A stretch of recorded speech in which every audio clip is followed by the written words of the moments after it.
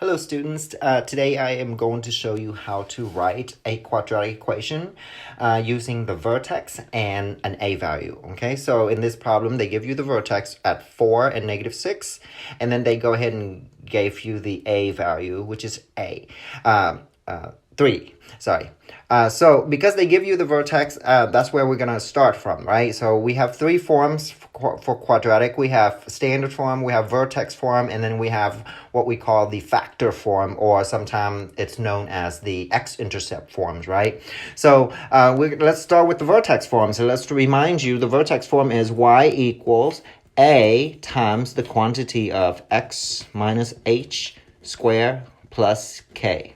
Okay, now h and k is your actually your vertex, right? So it's given to you, it's 4 comma -6. So we know that the h value is 4 and then the k value is -6.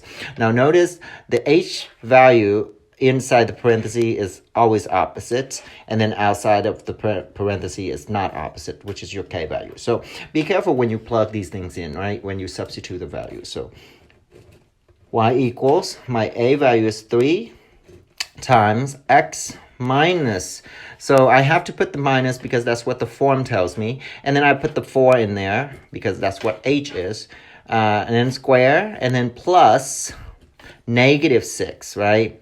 Now, if you know that plus -6 is actually -6, you can go ahead and do that, right? But I just want to show you that you're actually plugging in values.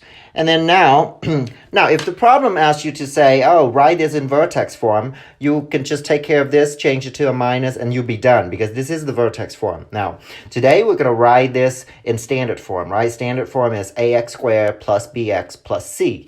So to do that, we first have to multiply this square through, right, before we take care of this 3. So I'm going to leave the 3 alone for now. I'm going to rewrite this as 2 quantity multiplied together, and then -6, right? So it'll be x minus 4 times x minus 4, because that's what the square means, right? And so now I'm going to go ahead and multiply it, right? Now, for those of you who already know how to do this, you can do this fairly quickly, but I'm going to show you step by step, right? I'm going to do x times x. So first times first. Okay, so x squared. And then I'm going to do x times -4. So x times -4 is -4x. Then I go to my second term and I do -4 times x. -4 times x also give me a -4x.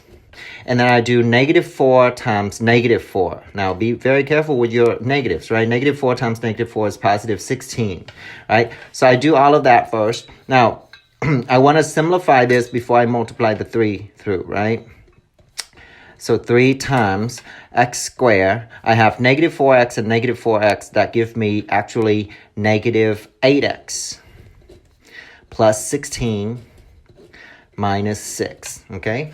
Now, order of operation tells you to multiply the 3 through first before you subtract the 6. So let's do that, right?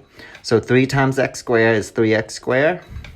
Minus 3 times a is 24, so it'll be 24x, plus 3 times 16 is actually 48, okay?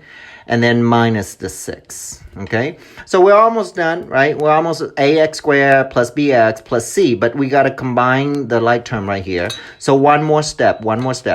Combine the last two numbers, right? So 3x squared stays the same, minus 24x, and then plus 42, okay?